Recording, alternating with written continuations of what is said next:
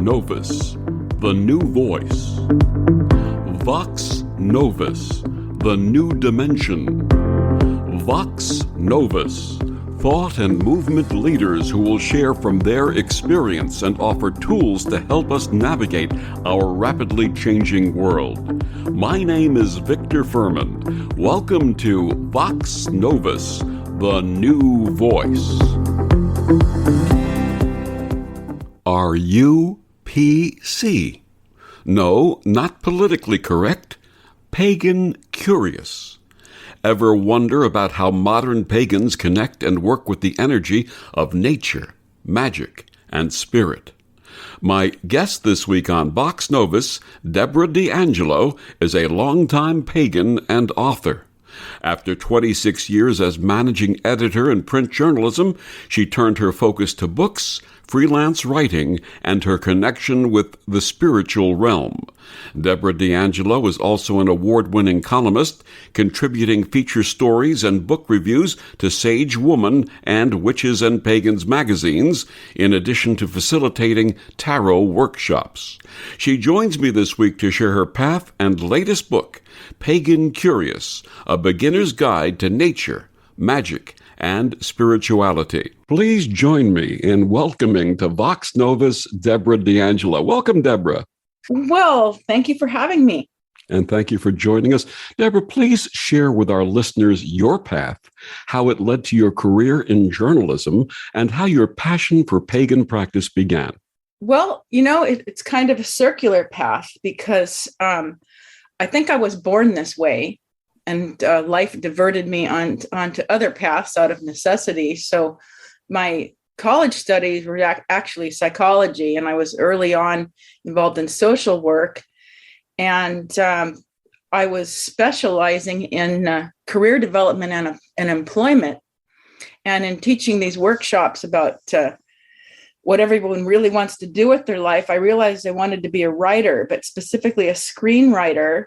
And there was a job opening for an editor of the newspaper in our local town. And it seemed closer than doing social work. It was a writing job and it was paid. And I thought I was heading off towards screenwriting, but that was a 26-year path that led nowhere.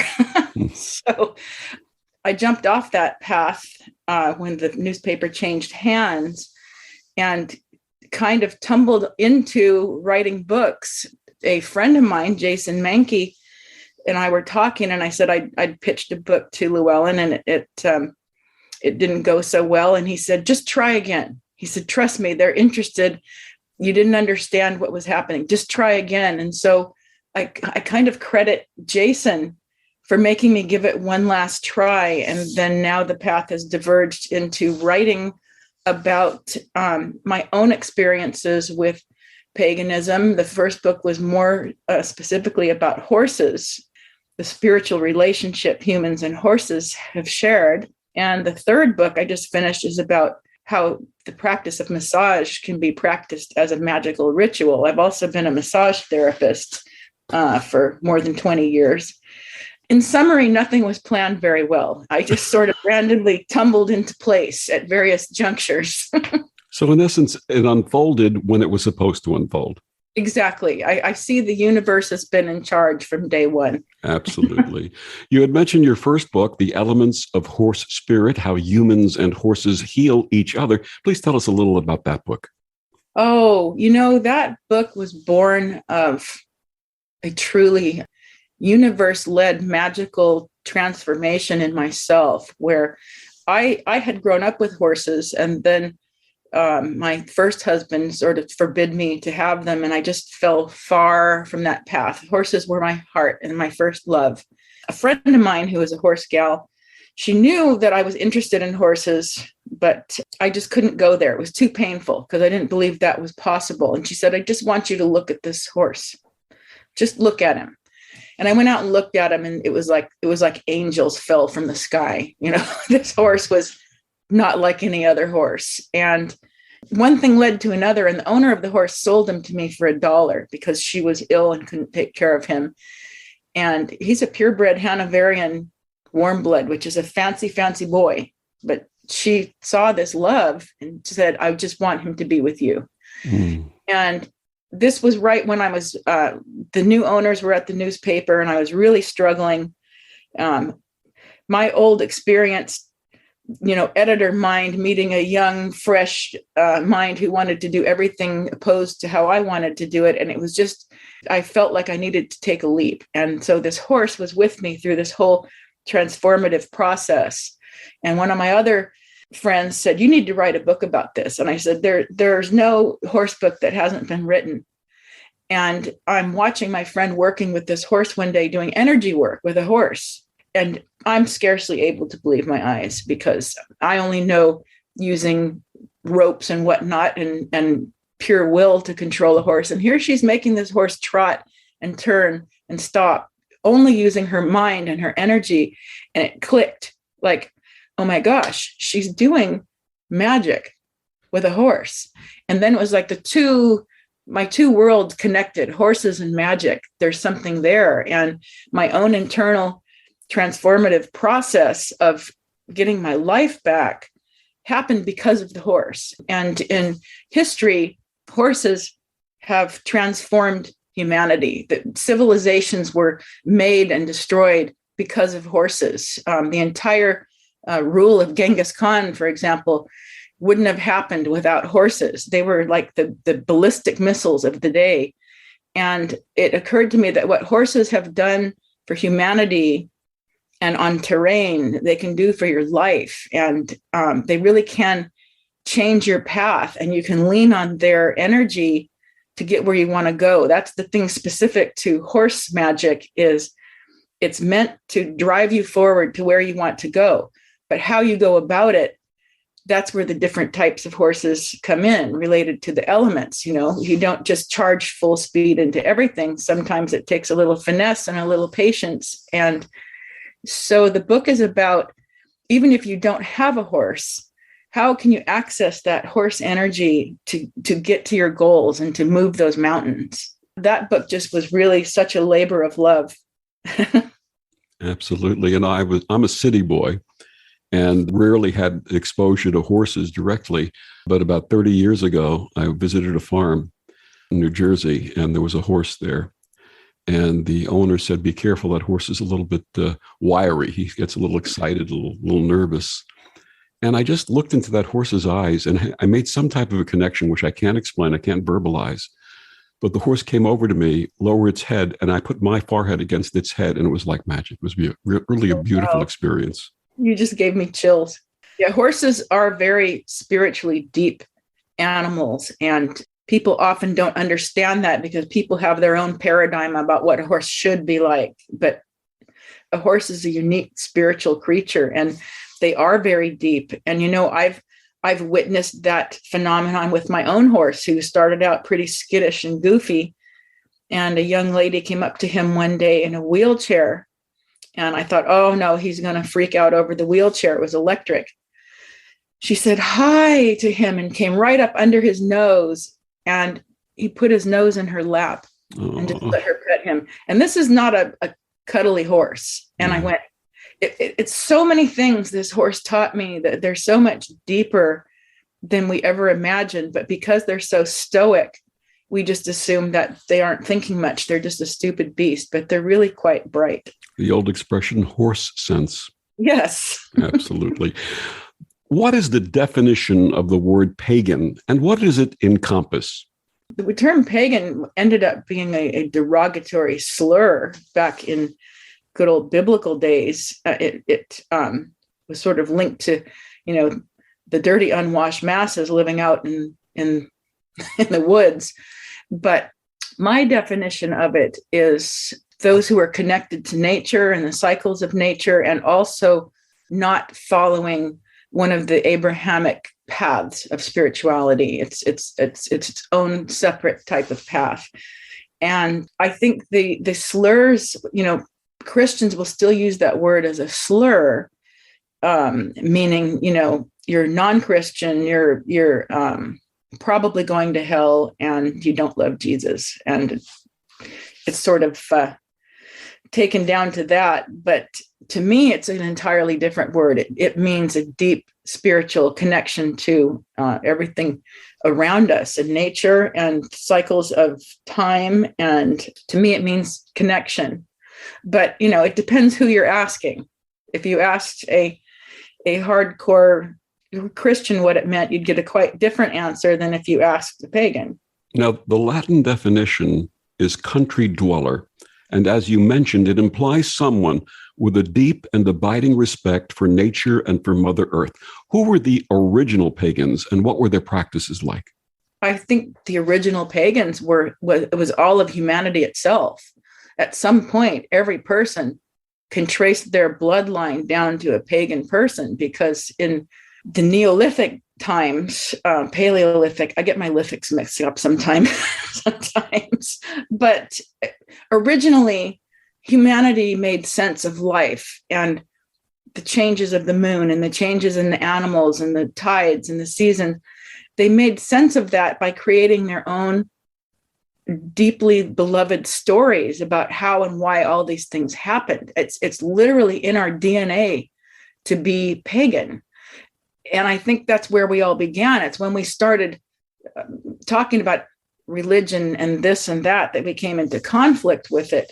But when the organized religions came in, most notably Christianity in Europe, the Roman Empire and Christianity became sort of an unholy duo and stamped out anything that either stood in the way of the Roman Empire or defied Christianity, because Christianity was being used as a weapon to stamp out opposition.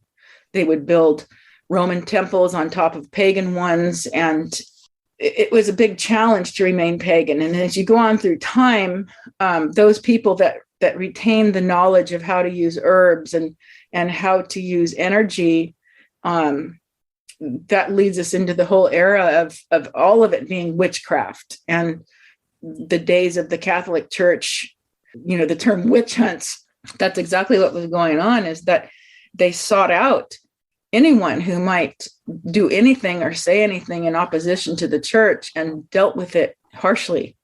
It was rough times being during the Middle Ages and on up through the 1900s.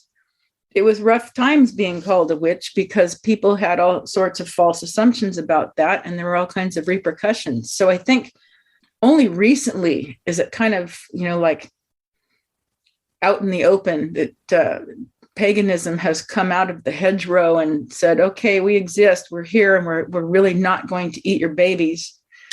And, come out of the hedgerow, that's like coming out of the closet. Yes. Exactly. Absolutely. You had mentioned the ancient peoples all really being pagan, and we think of the archaeological finds, especially some of the amazing finds predating what we originally thought was organized communities in history. And you see the settings and the drawings on the cave walls and in rock, and the engravings showing respect for the earth, showing animals, showing nature, showing the universe, and their deep and abiding connection to those times. Absolutely. Absolutely. I mean, sometimes I try and imagine it, and I remember even as a child, we had this Life, the Life magazine. It had a book on the history of humanity. And I would go back to those, quote, caveman days. And I would be fascinated with the artwork and what the people were doing and wondering what they might have looked like. And I just wonder now, like, what would it be to be so immersed in the rhythms of nature and the cycles of life around you that's literally all you know. Your entire existence and entire being is enmeshed with the natural world. I mean, that just, to me, talk about paradise, that sounds great. To me, that would be how I would describe it, at one with all of nature. And I imagine that those lives, those humans back in those times, were much more vibrant than we give them credit for, because they didn't have language to record it. All we have is the artwork, and we have to make our own quantum leaps about what really went on. But I think understanding nature and trying to survive in spite of it was consuming for most of their days. And I imagine what it must have been like to be on a planet that was completely pure and uncontaminated in any form. And the one thing that I find a bond for the humans of those times is I think when we look up at the moon and stars, they did too. And this is the one thing untouched by humanity that we can look up there and connect to those people. And when we're filled with that sense of wonder, I imagine they were also filled with that sense of wonder about what is this and what is it all about and why does it happen? And I wish it was that sense of wonder and wanting to find out and the curiosity that was the thread of humanity instead of some of the threads we have in modern times that are much more destructive.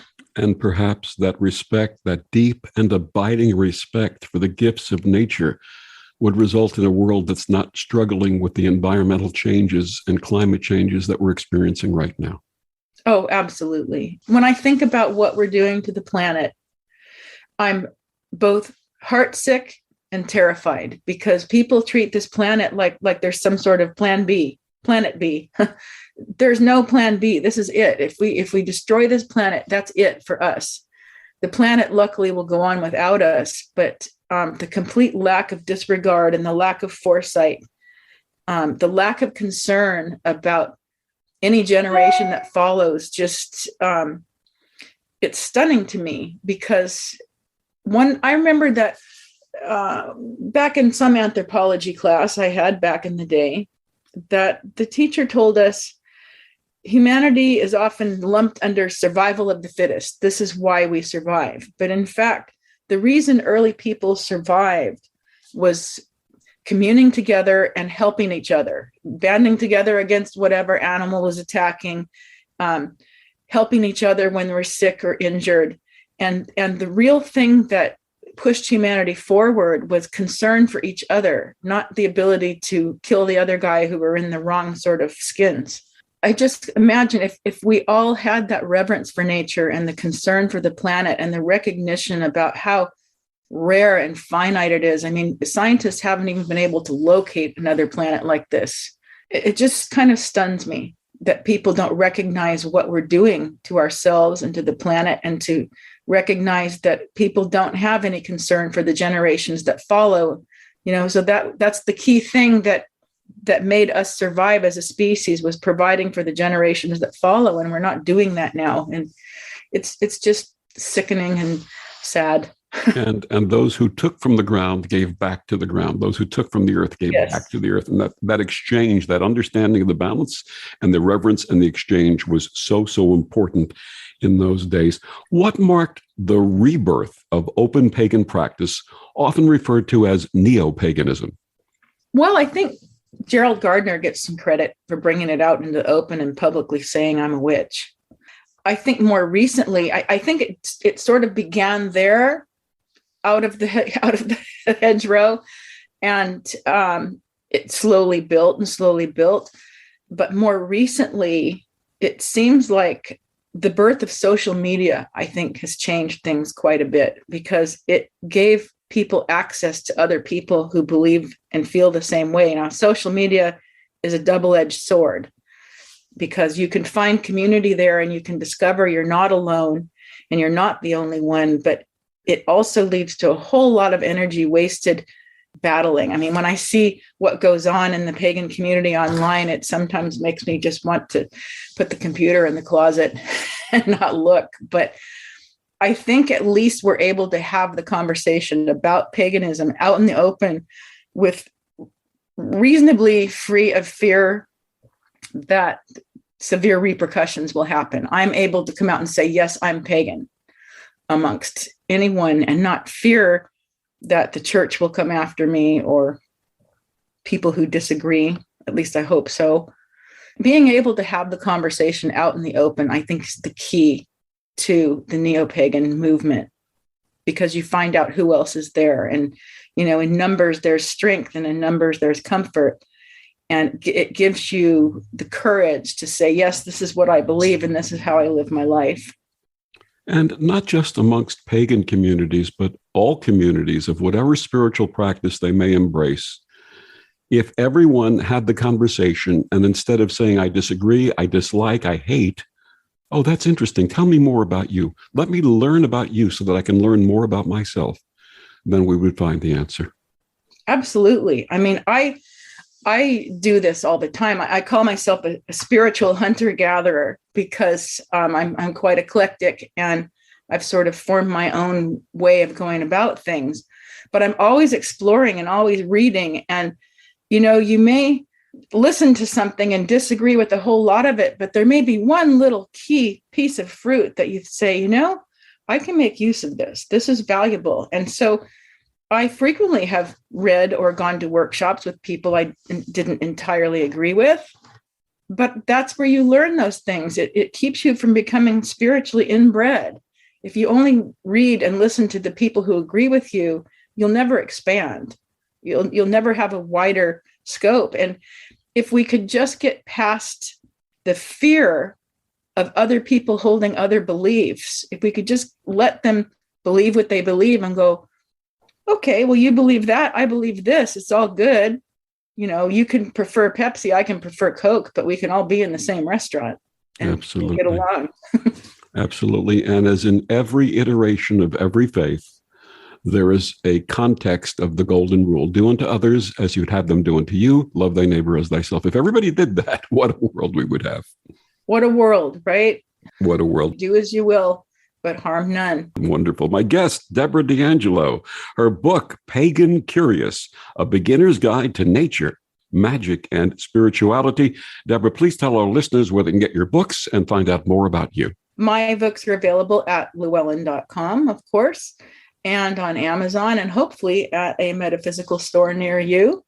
And I do have my own website, debradeangelo.com, and you can find me on Instagram, Twitter, and Facebook. And we'll be back with more of Debra after these words on the OMTimes Radio Network. The best of the holistic, spiritual, and conscious world. OMTimes Radio. IOM FM. OMTimes Magazine is one of the leading online content providers of positivity, wellness, and personal empowerment. A philanthropic organization, their net proceeds are funneled to support worldwide charity initiatives via Humanity Healing International. Through their commitment to creating community and providing conscious content, they aspire to uplift humanity on a global scale. OMTimes, co-creating a more conscious lifestyle. So I'm a cat, and I just moved in with this new human, and she's got this little toy she's always playing with, all day long. Tap, tap, tap, tap, bloop, bloop. She can't put it down. There it is. Oh, and get this. She even talks to it. Last week, she asked it for Chinese, and guess what? Egg rolls showed up. Like magic. Humans have cool toys. A person is the best thing to happen to a shelter pet. Be that person. Adopt. Brought to you by the Ad Council and the ShelterPetProject.org.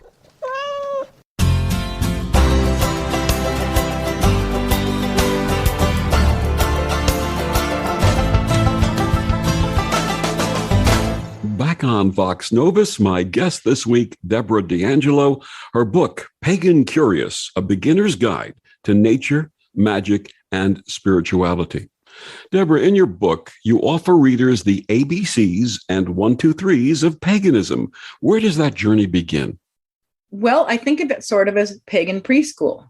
And the reason I have started with the very, very basics is that this book is really meant for exactly what the title says, the Pagan Curious.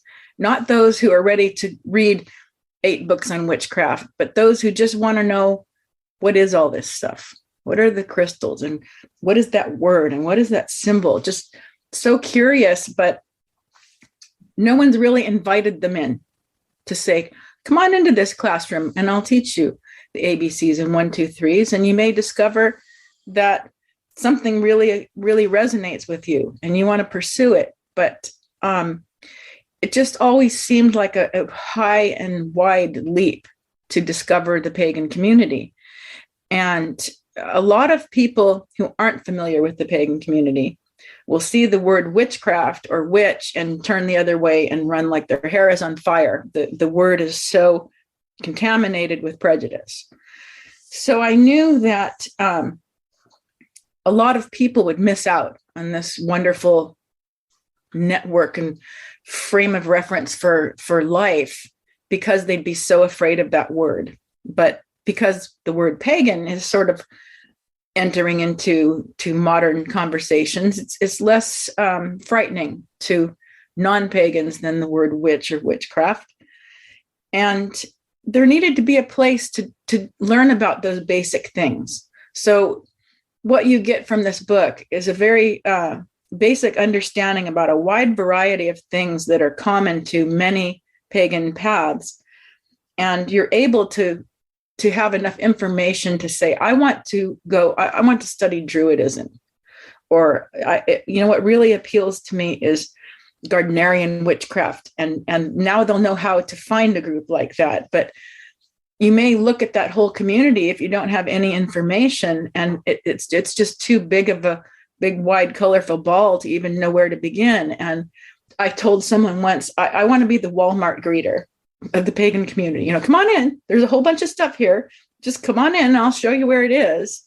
But that's really what it's all about. I point people to where they might want to go and tell them this is what's here and this is what's there, and present it all in such a way that it feels genuine, because the approach of the book begins with getting genuine with yourself and peeling back all the layers of what people and your community have said you are, and finding what you really believe is true about yourself and going forward from that point. Because if you don't know who you really are and what you really like and what you really dislike, what are your fears, what are your strengths, if you don't know the answers to those questions, you're not really equipped to go out and connect to anything. There's nothing to connect to if you have a fuzzy image of your own self. So we begin with clarity there, which might be a surprise to some people, thinking, oh, I'm going to learn spells or I'm going to learn potions. No, first you're going to learn about you. And we're going to take another look at that. So it's very basic. Now, you divide Pagan Curious into 3 sections. The first is called Your Inner Realm. What dwells within each of us, and how may we get to know it? Within each of us, all the elements, the 4 earthly elements, are represented. We have like the familiar chant of the goddess: earth, our body; air, our breath; fire, our spirit; water, our blood. The elements are in each of us, and each of those elements stands for particular qualities, particular strengths. And sometimes we shut away certain sides of our personality, like we shut away the side that's creative, or we shut away the side that wants to go and explore. And what I do in that chapter is teach you to stand in the middle of that circle of elements and discover that, oh, yes, I do have access to this side of myself, and I have access to that side of myself. And discovering that I'm the only person that shuts off those qualities, and I'm the only person that can re-access them. As someone who's been an energy practitioner for more than 30 years, I've learned to embrace the energy and use it for healing of self first, very important, and then others. How may we embrace this energy and also understand its power? Well, I think in order to embrace it, you have to be first open to the idea that it's there, and open to the idea that I can experience it. So it begins there. Energy is sort of a whisper. And if you're only tuned in to shouting, you don't hear the whispers. I think it's something you can detect out in nature. When you go out in the forest or you stand beside the ocean, you feel something. When you look up at the stars, you feel something. And it's inexplicable, but it's also present. You don't feel the same when you drive up in your car as you do when you walk down over the sand and stand looking at the waves crashing. It touches something deep inside. And I think energy work begins there, simply with awareness and openness to it, that it exists, that it flows through you, it flows through everything. That's where it starts. And energy work, that becomes a matter of practice and learning and continuing. But until you're aware of it and open to it, you can't go down that path. One of the practices that people have been advocating, especially over the last 5 or 6 years, is going out and taking off our shoes and going barefoot and walking on the earth and connecting to the earth, or connecting to the trees, or connecting to the plants, whatever it might be that we connect with. How important is that? Oh, I think it's everything. I really do. And I feel badly for people who don't have access to that. And that's something I go into in my book as well. You know, what happens if you live in the middle of the city in a 10th story apartment and you don't have access to the earth?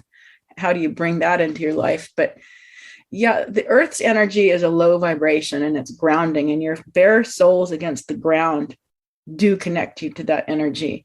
One thing I used to like to do to calm myself, this may sound a little weird, but I would like to lay prone face down with my face just buried in the grass in my yard, just smelling the plants and smelling the earth. And it's so calming. And I'll frequently go around, all my plants and trees in my yard. I have a relationship to all of them, and I'll grab a leaf and greet them. But the physical contact with the growing things that have the low vibration, the plants, the ground, rocks, I think it really brings you back to a peaceful, solid place in your own spirit.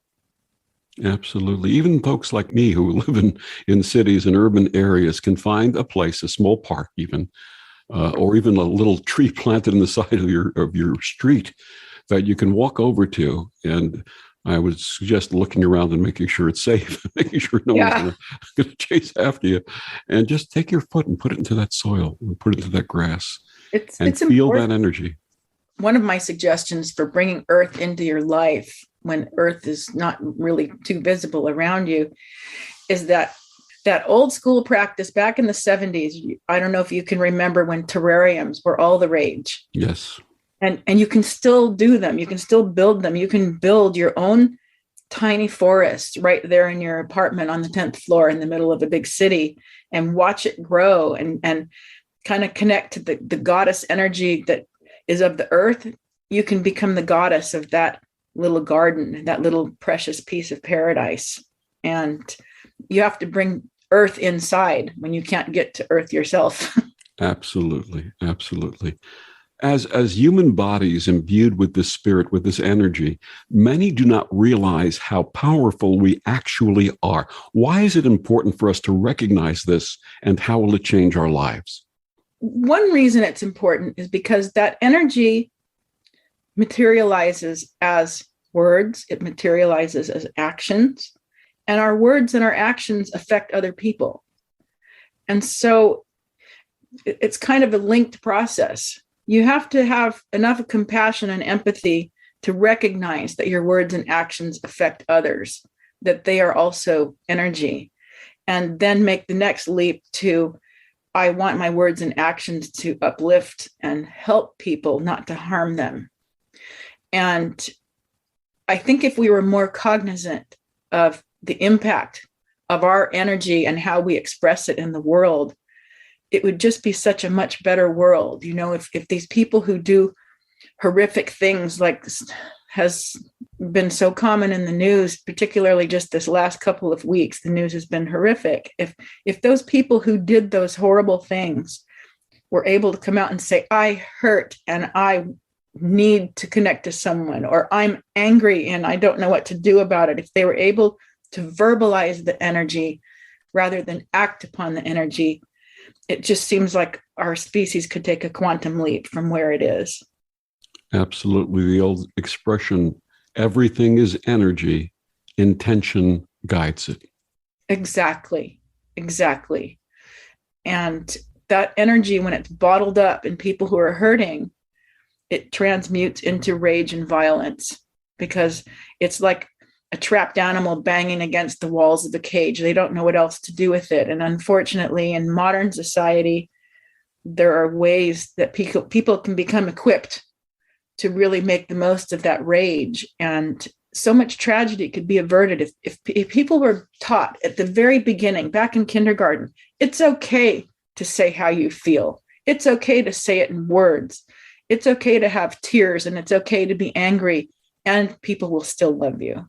If we learned that at a very early age, maybe that wouldn't snowball over the course of a lifetime and turn into hostility.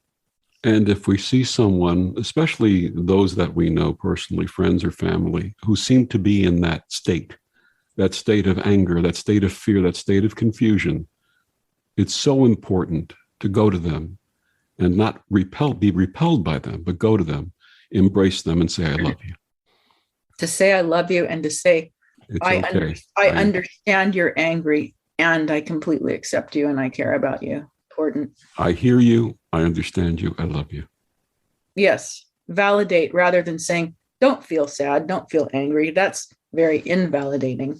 Absolutely. But say, I recognize your feelings and I'm still here. Absolutely. Your second section is your outer realm. What do you share about our connection with nature, creatures great and small, and the cosmos? Well, I talk a lot about congruence with all of those things.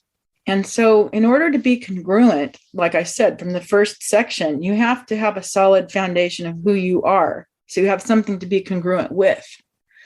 So connecting, we begin with plants and the energy that plants have. And a lot of people don't recognize their living life force. They're just plants. They're just things that grow to the side of my consciousness. But to take another look at that and see that thriving life force and the groundedness that plants can give you, and learning to nurture something like that is also a good way to begin developing spiritually.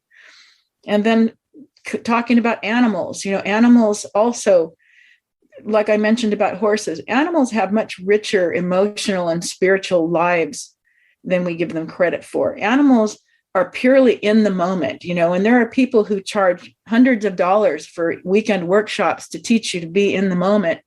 But if we look to the animals, we could kind of get a good example of what that's like to be in the moment, to be pure, to have your access to your emotions. And I also talk about how certain animals on the symbolic level can empower you, just like I mentioned, horses take you where you want to go. They get the job done. Other animals also have certain qualities that can inspire you and help you lift up the areas where you feel like you need it. Maybe a hummingbird to bring lightness and color and joy into your life and lift up your energy. Or maybe it's an eagle to have, the foresight and the long distance sight to figure out where you're going. Or maybe it's the bear, that maybe what you really need to do is go internal for a while and hibernate and heal and come back out and join the world when you're ready.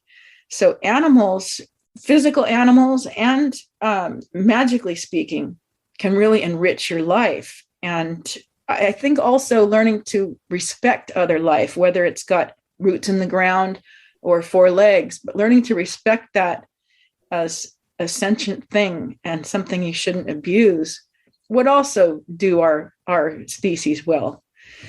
And then the cosmos.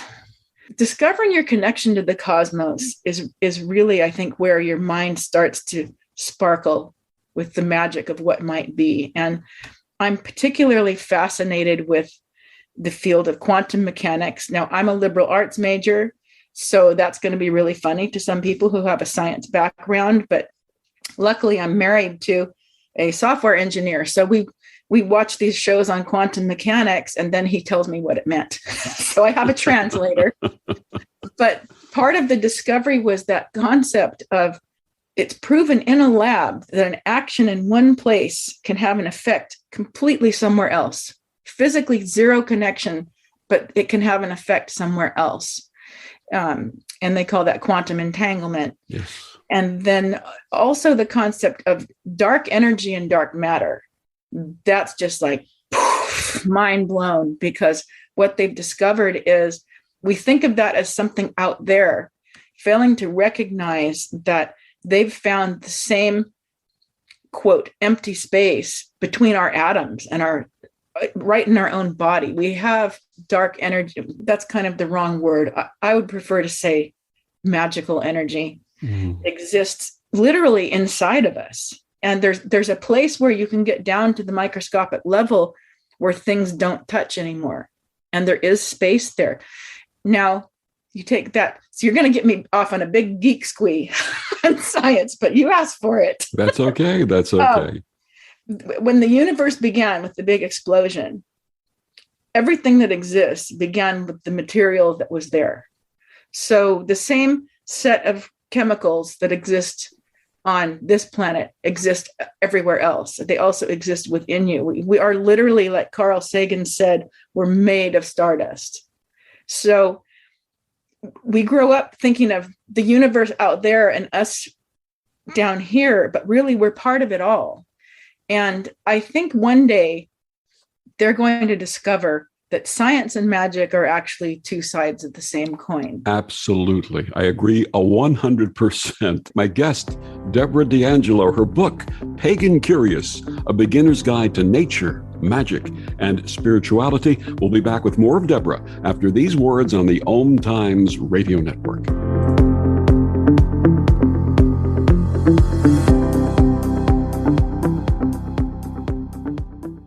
Humanity Healing International is a small nonprofit with a big dream. Since 2007, HHI has been working tirelessly to bring help to communities with little or no hope. Our projects are not broad mandates, nor are they overnight solutions, but they bring the reassurance that no one is alone and that someone cares. To learn more, please visit humanityhealing.org. Humanity Healing is where your heart is. Look out, world, we're getting strong. The future's here and we belong. She can STEM, she can do more. Like build a rocket and watch it soar. Or clean the oceans and make the world a better place. Oh, she can STEM, so can you. Find a cure, invent something new. There's no challenge in the world that she can't face. She can STEM. Learn more at She Can STEM. A message brought to you by the Ad Council. More than 24 million Americans have an autoimmune disorder, and that number continues to grow. I'm Sharon Saylor, and I'm one of those 24 million. To put that number in perspective, cancer affects about 9 million and heart disease up to 22 million. That's why I've brought together top experts and those thriving regardless of their diagnosis to bring you the latest, most up-to-date information. Join me, Sharon Saylor, Friday night, 7 p.m. Eastern, for the Autoimmune Hour on Life Interrupted Radio to find out how to live your life uninterrupted. Hi, we're the Goo Goo Dolls. We're fortunate that our daughters have what they need to grow and learn. But that isn't the case for nearly 13 million kids in the U.S. that struggle with hunger. Childhood hunger is a heartbreaking reality that Feeding America is working to change. Each year, the Feeding America network of food banks rescues billions of pounds of good food that would have gone to waste and provides it to families and children in need. You can help kids in need in your community by visiting feedingamerica.org. Brought to you by Feeding America and the Ad Council. Hi, this is Bill Maher. I can find humor in almost anything, but one thing I never laugh about is cruelty to animals. If you don't get the joke either, write People for the Ethical Treatment of Animals, 501 Front Street, Norfolk, Virginia, 23510.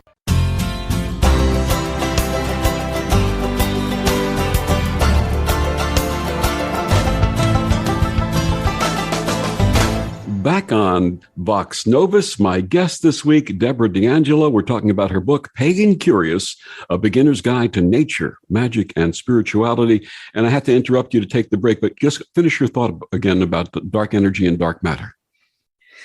Well, the real curiosity and the real wonder about it all is that we know so little about it. Scientists will acknowledge that it's there.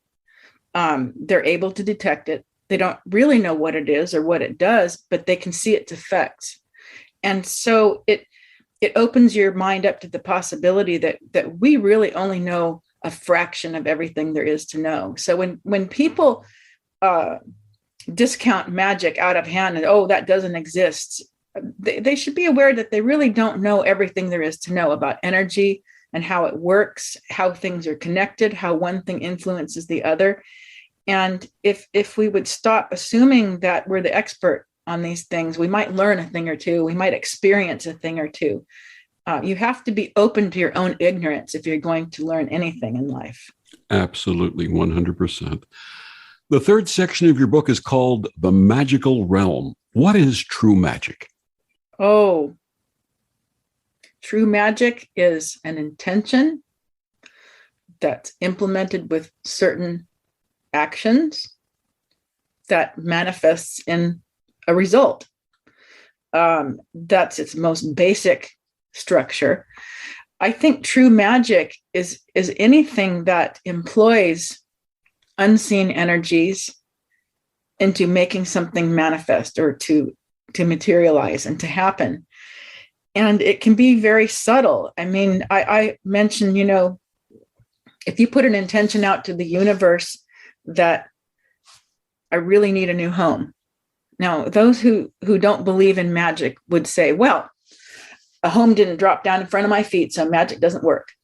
When they, in that span of one day, ignored a conversation about someone saying, yeah, I really need to sell this house because I'm moving.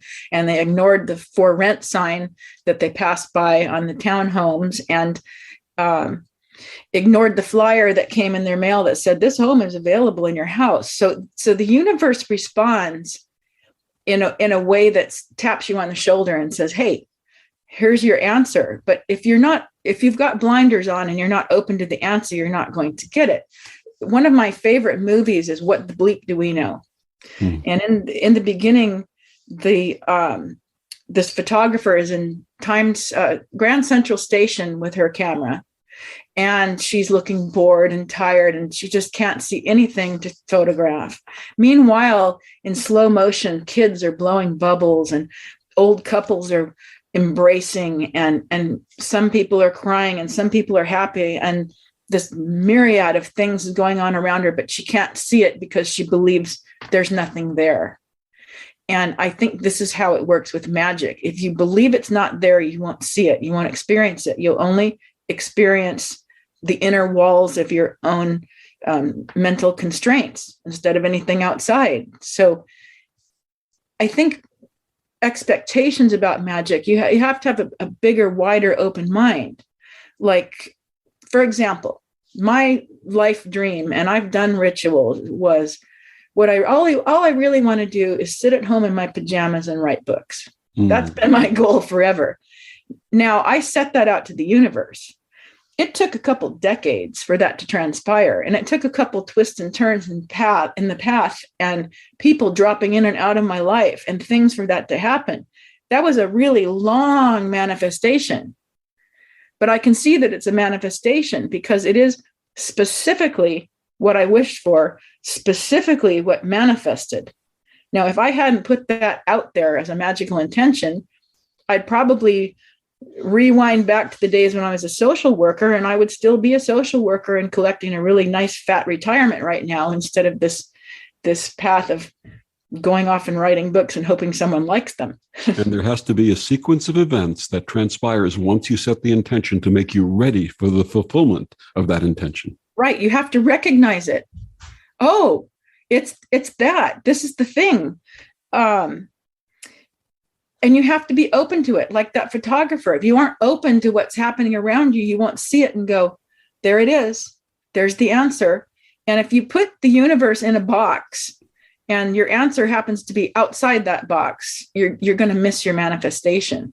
Yeah. I remember reading James Redfield's Celestine Prophecy many years ago and saying, take away the adventure part of the story.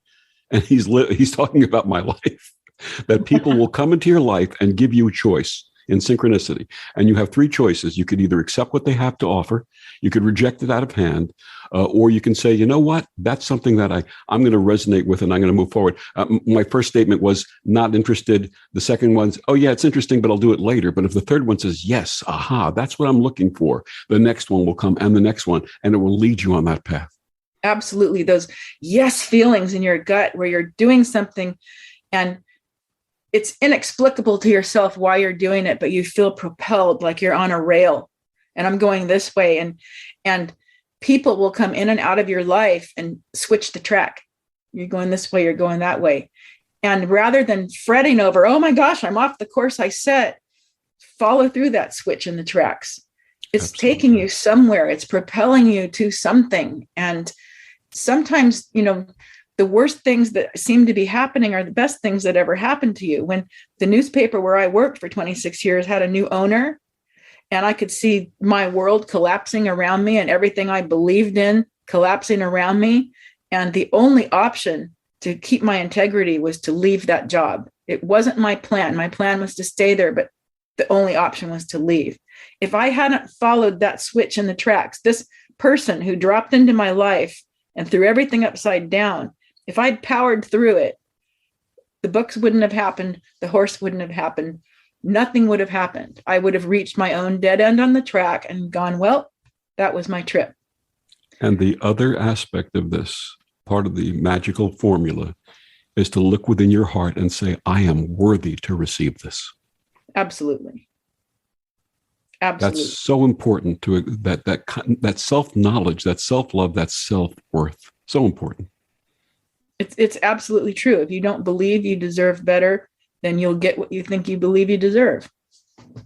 Absolutely. In the magical realm, you talk about some of the tools and rituals used in practice. Please share some of those with us.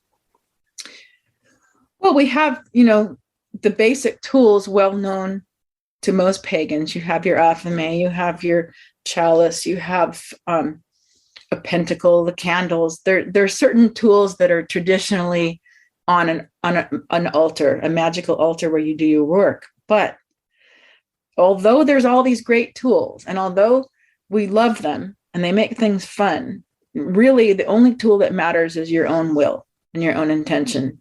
And you can do an entire ritual with only your hands and your voice, So the tools, I mention them mainly because the intent of this book is to introduce people to the pagan community. And because some of them will recoil at seeing a blade, not realizing that, well, no, we don't cut people with it. We direct energy with it. We guide energy with it. It's not meant for harm, So they need to know what these things are so that they can have a coherent conversation with people about them. But really, the tools don't make it happen. The magic's inside of you, and it's where you direct it. And that's the most important tool of all. But people they just need to know what these things are. And the tools are focal points. Right. And they can really focus your mind too. I mean, I have this gorgeous athame that was handmade with oxhorn handle. And when I use that, it does make me feel really super awesome. But at the base of it, I'm recognizing it's not doing anything that isn't already inside me. But it does feel really great to use it. It's an enhancement. It's like putting on fancy clothes to go to a party, and it feels really wonderful. But it's not really what's making it happen. And for those familiar with the stories of Arthur and the wonderful wizard, the use of the magic wand is basically the same concept. Oh, yeah. Merlin's magic wand. I have a really special story. I have this little wand. It was my first, quote, magical tool. And it's just a plain old dowel, and it's got this cheesy plastic crystal on the end. But I walked into this pagan festival when I was searching hard for this path and didn't even know what I was looking for, and walked into this pagan festival, and it was like, bing, all the lights went off. This is where I belong.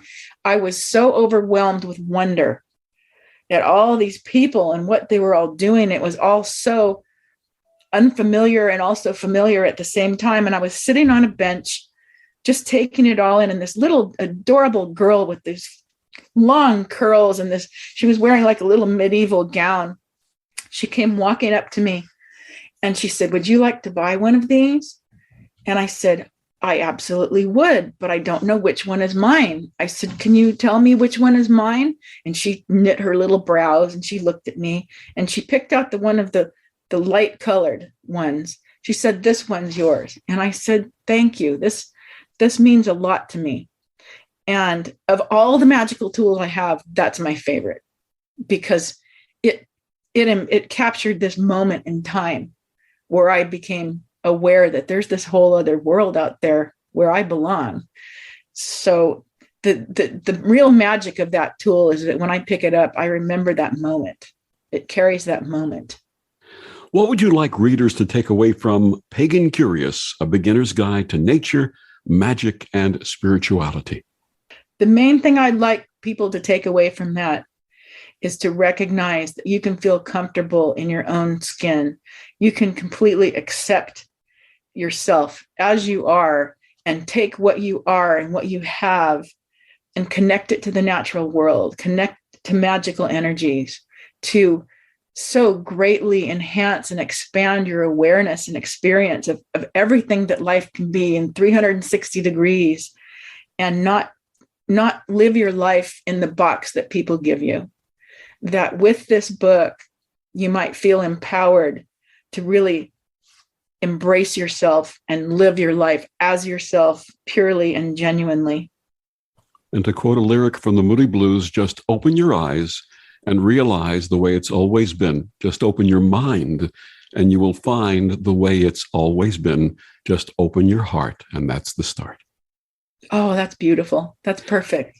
My guest, Debra DeAngelo, her book, Pagan Curious, A Beginner's Guide to Nature, Magic, and Spirituality. Debra, one more time, please tell our listeners where they can get your books and find out more about you. My books are available at llewellyn.com and on Amazon and at a metaphysical store near you. And you can find me on my website, debradeangelo.com. And I'm also on Instagram, Facebook, and Twitter. And please, when the new book on massage comes out, please let me know so we can have you back on. Oh, absolutely. I'd love that. Debra, thank you so much for joining us and sharing this wonderful wisdom and information. Thank you for having me. This was lovely. And thank you for joining us on Vox Novus. I'm Victor, the Voice Fuhrman. Have a wonderful week.